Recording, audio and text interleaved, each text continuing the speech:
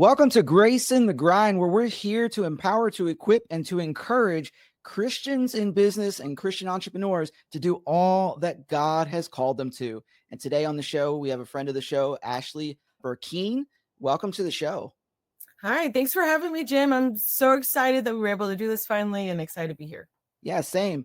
And so why don't you take a second, like 90 seconds, to tell the audience what you do, who you are. So I am a child of God first and foremost. Let's just say that first. And I am a wife of one, a mother of two, and super blessed to be in the entrepreneurial arena and world, and also come from some chaos and trauma from childhood that I was able to overcome and work through.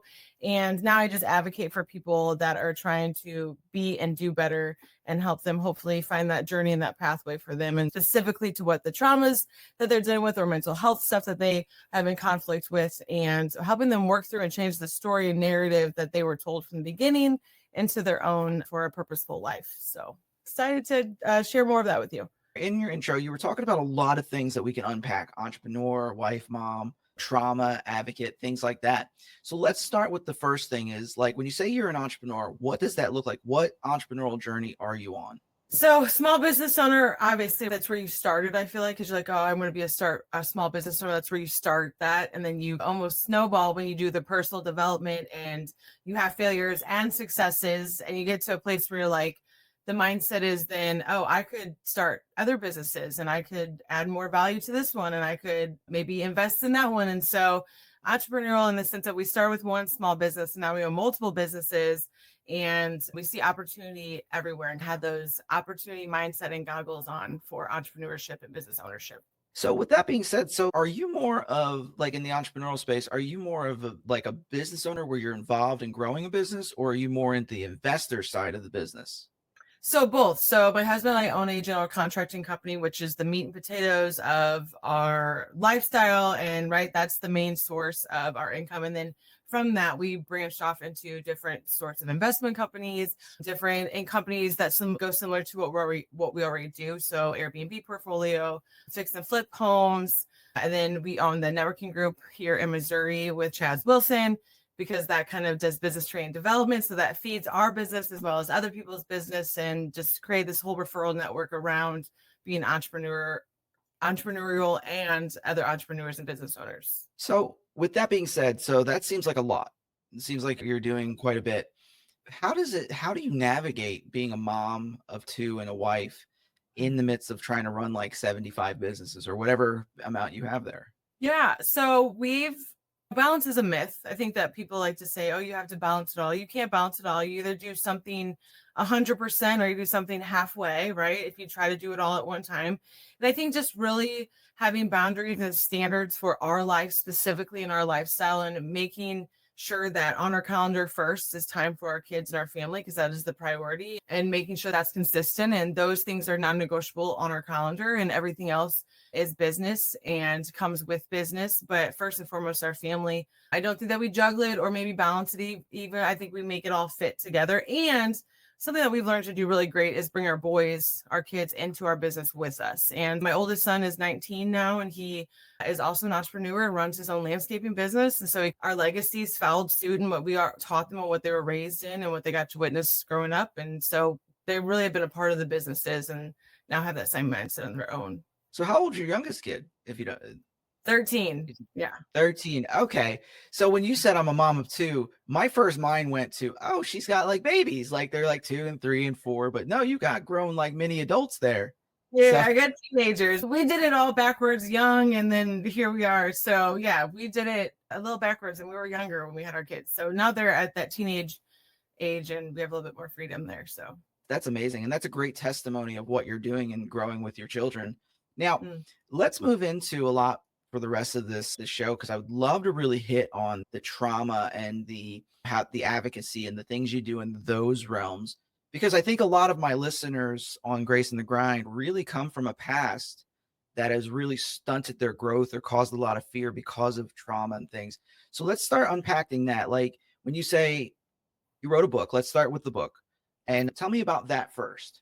Sure. Like we said, we keep using the word trauma, and I grew up in a chaotic household. And I was raised by what is known today as a narcissist. And when you're raised by a narcissist or a relationship with a narcissist, it is very much a cat mouse game, right? And you are the mouse. And when you're a kid and your brain's developing and you're not understanding that, your brain develops into having zero self-worth. You think love is something that you have to earn, not give, like something that shouldn't just be given to you. And then when reality is that those are your parents. We didn't ask to be here. They are supposed to love you and show you that and give you that course of the trajectory of where your life's supposed to go. And I wasn't given that. And so I had to figure it out later in my life. So I decided to write a book about my journey and share just some of my story. It'll be one of multiple books, but just to start with letting people know it is okay to come from trauma and chaos and feel worthless and have zero self-worth and zero self-esteem.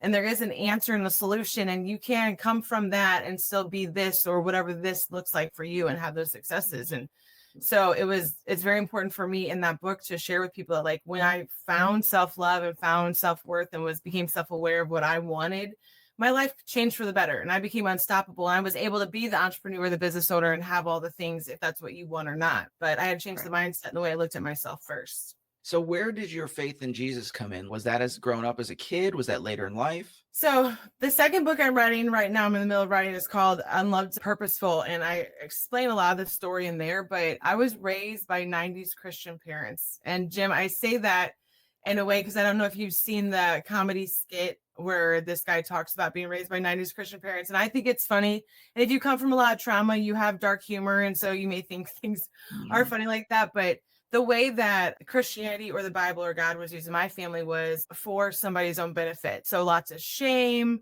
Bible scripture was used in a negative way for them to get what they wanted or to manipulate a situation. And to be honest, I grew up in the church, went a lot, like 3 days a week, became an adult, had my own choice, freedom of choice, and decided to push away and pull away from the church. A few significant moments in my life happened as an adult. And then I had kids that were asking, how are people made? And why are trees? And why is the sky? And what better answer than to take them to church and expose them to where it really came from?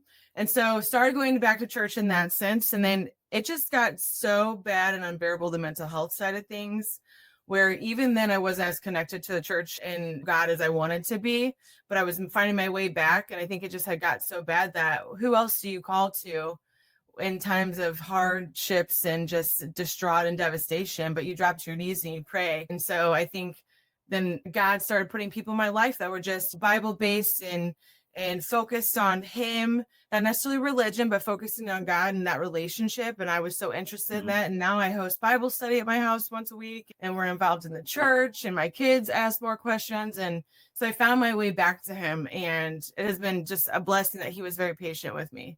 And I make a joke that God, sometimes I'm one of his children, that he was like, girl, I know I made you stubborn, but good golly, you give me a run for my money, because he's given me how many signs and moments. And it's been me that's gotten it wrong. Yeah, right? That's awesome. Here's another check on the wall that you get another pass. So this brings up some really good, interesting things. First and foremost, I too have some dark humor because I went through a lot of trauma growing up. So I get that reference. And the 90s Christian thing, guys, I'll put that in the comments, or not in the comments, in the show notes, so you can give a context of what we're talking about. But with that being said, this brings up a lot of interesting lines of questioning. Like, for instance, 90s parents, narcissistic father. What was your relationship with God as a father? And then how did you get to a place of being healthy in that? So I think, so if you read my book, I talk about how I really have two dads. So I have a biological dad who is an alcoholic who I spend every other weekend with. And then I have my dad, the narcissist, who was really my stepdad, but he raised me from 18 months old. So when I talk about dad, I'm referring to him, my stepdad, right?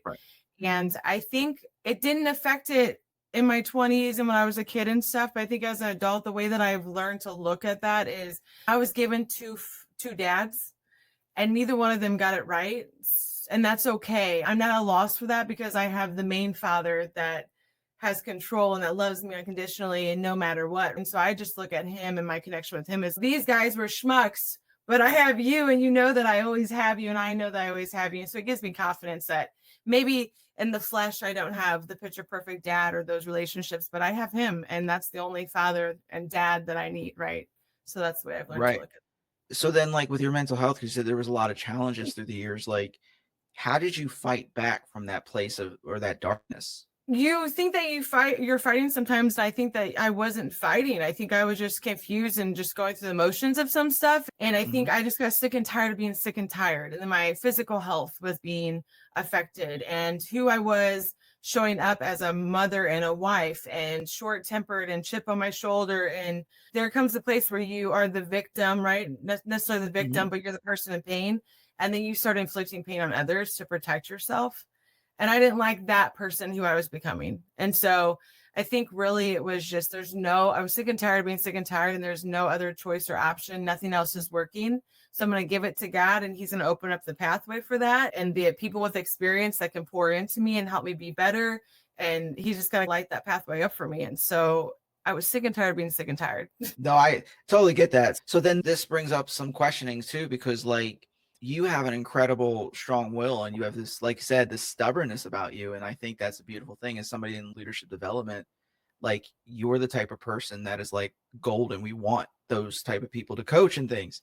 But what about the listener who is right now struggling with the in-between places? They may not be totally a victim, but they don't Yeah. have that strong will you do. What would you say to them? I think just it's gonna sound cheesy and cliche, but like just one thing at a time. Don't overwhelm yourself with I have to do these 18,000 things to become and be better and feel better. What is one thing that we can fix right now? One thing that we can improve on in our life and do better. And that could just be washing your hair, getting out of bed Mm, for one day, right? That could just be not letting the depression not allow you to use the restroom for 6 hours straight, right? It could be what seems insignificant to you, one thing that you're able to overcome, and then you celebrate that you overcame that, right? And so you mm. start building confidence in your abilities, and don't compare what you are doing in your journey and where you're at to anybody else's, because that will just leave you defeated 110% of the time. So one small thing every day that you can celebrate, and it could be as simple as I woke up today breathing, right? Do that every single Mhm. day. And then you will find those obstacles, you'll get more confident in that. And then also remember, just because your goal is to be this person, whoever you are right now and right in this moment, and whatever the work you've done in this moment, that is enough. Mm. That's enough. You don't have to be this exceptional, look, I did this healing in 2 years and that you don't have to be that, right? You getting out of bed today is enough. And you should celebrate just being enough today. That's beautiful. That's absolutely beautiful. All right, so let's switch gears a little bit. Let's switch gears a little. And you talk about advocacy, like you're an advocate. Now, what does that look like? Let's start with that question. What does that look like? I just have this understanding of people going through my own journey of healing and finding out who I am and those things. And I just have this understanding of people and that they are who they are because most of them were told who they were and they aren't aware that they are able to fix and change that and be whoever they want to be. And so when I see people, I've run off of a lot of grace and I advocate that way. But then I also have understanding when people are maybe judged for not being what society has told us an image is supposed to portray, or advocating in them if you have ADHD or whatever mental health struggle and you own that and you stand as a part of who I am and this is what I struggle with and I have your back on that, right? And I'm going to rally for you and I'm going to celebrate you in that and or help you find resources, whatever I can do to help anybody is really advocating for all of the things, the trauma, the ADHD, because that comes from trauma, right? And Mhm. people forget that it's okay to be yourself and that you're so perfect just as who you were created to be. And I think society makes us think that image is everything. And so I will advocate for you to be 100% authentically yourself, overcome your trauma, and focusing on your mindset so you can do and be better. So you said something there that I thought was really interesting, finding out who you are, like who I am. So what was that process for you? Like when you were in that process of trying to discover who you really are? What did that look Yes, like? I read a lot about this in my book. I was a chronic people pleaser. And I didn't know who I was at all, down to the car I was driving. This is up until I just started my healing journey maybe 3 years ago. So up to 3 years ago, the music I listened to, the way I dressed, the car I drove, my hobbies, they were all depicted by somebody else first. And I had to learn who I was and what I liked. Now, did I like some of those things? Sure. Am I good at looking at the positive side of that part of my life and saying, I'm like a Heinz 57 and I have all these talents and all this knowledge and different experiences I've experienced because I was a people pleaser? Sure. That's the benefit that came out of that. But in reality, I had no idea who I was. And so I had to really do some self reflecting, self awareness stuff. And I had to spend time alone And I had to think, what do I like and what do I not like? And then when I spend time with other people, I had to leave those situations or those relationships and think, what are the core values that I align with? And do these people, what core values do they align with? Do I agree with that or do I not agree with that? I didn't know what I liked or even disliked. I didn't know what my hobbies were and what I enjoyed or I didn't enjoy that other people did. So just spend time alone with yourself and really make a list of, I like these things. I don't like these things. These are my core values for life that I want to live by, that I will die on the hill for. And I think when you have an understanding of who you are and you have some self-awareness, I think that you're able to figure that out slowly but surely and continuously. This doesn't stop. Every day I find, I'm like, oh, I do the color purple. I didn't think I did. So every day. I love that. So then how did you develop the acceptance? This is maybe a two-part question. Sure. The acceptance in all of that, because being like I don't know if I'd say if you would call a recovering chronic pleaser, that's who I was. I was very chronic people pleasing growing up. So went through a similar process. So the question is, how do you navigate the acceptance of who you are while living in the tension of trying to get over that chronic pleasing? And then how did you erect like boundaries to make sure that you maintain that? Yeah. So learn to accept who I was because, again, I was sick and tired of being sick and tired. I realized that people were benefiting from me pleasing them, but it was going one-sided. And I was a firm believer that if I could love you so much, I could, like little kids, like hug puppies and then until their heads pop off. I thought I could do that to somebody and they would treat me with respect and give me the same love and the energy I was giving to them. And that's just not how that works. And so you can't love somebody enough into giving you what you deserve, what you're worthy of back. That's just not going to happen. And then people were going to talk about me anyways, right? People were talking about me already because I was trying to please them. So why not be myself if they're already saying something? But I get to be myself and at least I'm happy and I'm fulfilled and I'm enjoying life and I'm skipping through life without a beat because I am authentic to who I am. If they're going to talk about me, at least talk about who I am as a person, not who you believe me to be. And then what was the end part of that question? The end part was then how did you start erecting boundaries to make sure you don't keep slipping back into that old habit? So I'm a huge boundary queen, right? I am huge on boundaries. I think they're very significant in finding self-love and personal growth and development because you cannot have this negative cloud of doom or Eeyore type person or personality around you for you to have further success in any aspect of your life, right? They will always be the thing that pulls you back, like your anchor. And so I had to figure out what my core values were, what my standards were for me. And then people either aligned with that or they didn't. And those that were currently in my life that did not align with that, I had to have hard conversations. And that can be tough. But here's what I will say to people that are out there that are thinking about having these conversations, setting boundaries. That person's reaction to you expressing to them that you feel hurt or pain, and they are the ones inflicting that, and that's why you have to set the boundary. Their reaction to that tells you everything you need to know about if your decision was right in making the boundary. Because people that are affected and that love you and have sympathy and empathy for you, they will be devastated that they've hurt you. And those that try to blame you or attack you or gaslight you, they are the people that are benefiting from you the most. And so the people most upset are the ones that will benefit from you the most when you are setting boundaries. But also, I think anybody new to come into my life, I didn't say to them, this is my boundary. Nice to meet you. I'm Ashleah, right? I don't do that. I act as if the boundary is in place. So if I don't want you to call me past 8 p.m., I'm not answering my phone at 8 p.m. I'm not saying don't call me after 8 p.m. And so you get this confidence, your behaviors change. And so the people around you know how to act and you're accepted for who you are because you're attracting the right people and you're releasing the wrong people for you. And the new people are coming in filling those spots. So I hope that answers your question. No, it sure did. It was great. And I appreciate your answers because these are things that people struggle with every day. And I know a lot of the listeners will struggle with these things because they're dealing with insecurities, inadequacies, inferiorities, all because of a root of some form of trauma. And so very much appreciate what you're talking about. So then do you now struggle or find yourself ever slipping back into those old tendencies? Oh, all the time. We're human beings all the time, right? I'd like to say that I'm perfect. Here's what I've determined in my healing journey is that I will be healing forever. I have 37 years of somebody else telling my story. right? And I'm just getting started. So that means I have 37 years of figuring out and unwinding all that, unpacking things that maybe I'm not even aware of yet. But I do think that there's an opportunity for people to overcome even the ugliest thing and the darkest thing that they've been through and make it so Right. bright, such a light. And there's so many people out there that can relate to that and their story. And you would be surprised with what you feel insecure about in your story and what holds you back. A lot of other people are held back by that exact same thing. That's really good. So then what do you find right now being the biggest challenge you're facing in life?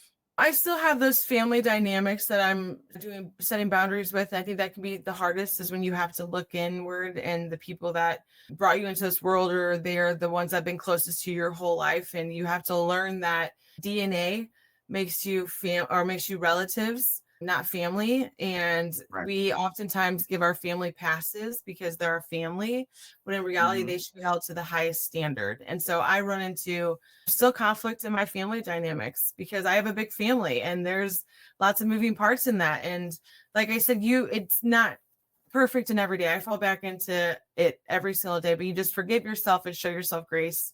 And then you get right back on board and right back on the path that you were supposed to get into. And so I do that. But to say that I don't have issues anymore, I don't go through that stuff, I do on a daily basis. It's a daily thing that you work at. So then how would you say, like, right now that how do you manage, I guess where I want to go with this is, how do you manage like burnout and things like that? Because you are doing a lot and the family dynamics can be incredibly taxing.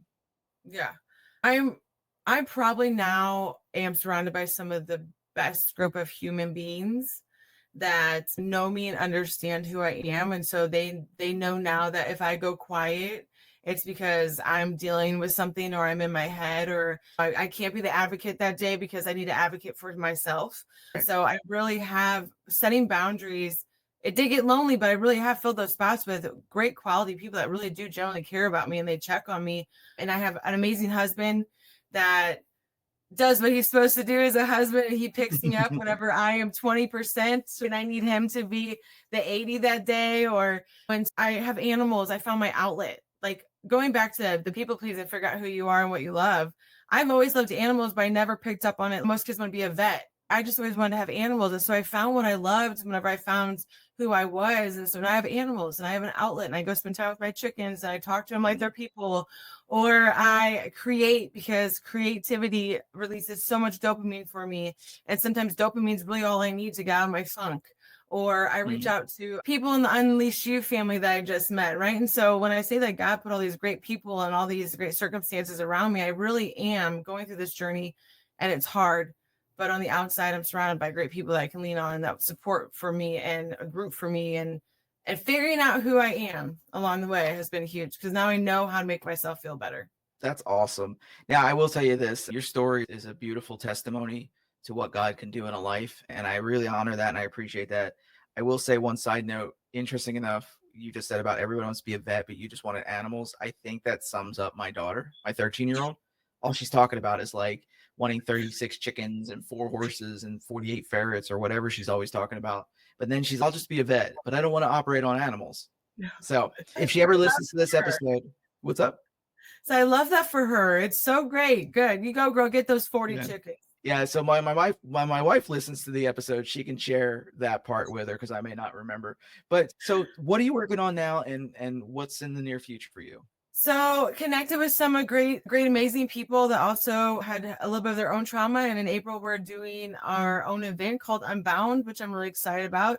Working on my second book and just getting our message out there. But I'm also working on a format and a outline to help people, give them something tangible, almost like a guidebook for this journey of finding self-love and embracing who you are and all the things. And so that will be coming out soon, probably at the Unbound event, but lots of different podcasts and stages to just get the word out there and see how many people I can help make a difference and empower them to be who they are, because there's nobody greater than us. We're like a fingerprint, right? Original. So Right. That's it. So for the listener, for you guys out there, as we come landing this episode, all of that's going to be in the show notes. This episode is recorded in December of 2020. It will be released in December of 2024. So you have until April of 2025 to join and be part of this wonderful event that they're putting on. I myself and my wife will be attending. in one form or capacity or another. So make sure you guys hit all the notes. I'm going to also link her books and everything else that she's got for you and how to find her. But with that being said, people know how to find you generally if they were looking for you right now. Yeah. So on Instagram, I am at AB Authentically.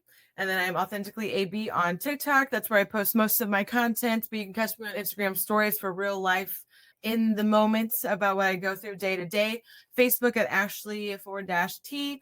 And really, that's it. Just find me on the socials. My book is on Amazon, Unloved to Unstoppable. And we would love for you guys to get it. And then give me some feedback. Give me all the feedback. Do a review so I know if I'm going the right direction, if it's actually being helpful. I would appreciate that the most. So. Guys, you heard all of that. All of those things will be put in the show notes. And as we close the section out of this interview, Ashleah, we do a segment called #WisdomBomb. You guys on the show that if you follow me on Facebook, lead with Jim, that I do a #WisdomBomb or #Wisdom of the Day every single day. With that being said, what wisdom bomb would you leave with our audience? I just want people to remember that your hard times, right? Whatever day that shows up for you, you have already gone through hard things in life, no matter what age you were, whatever that looked like in your past, and you overcame that, and you're still here standing, breathing, given another day, another opportunity to change the outcome. And just remember, you overcame everything you overcame before, because it was preparing you to be capable of overcoming this big obstacle or the next obstacle for you to get where you need to go on your journey. And I will be here to support you, and great people like Jim will too. I appreciate that. Make sure you guys go follow Ashleah on all the things. You're not going to be disappointed. I promise you that.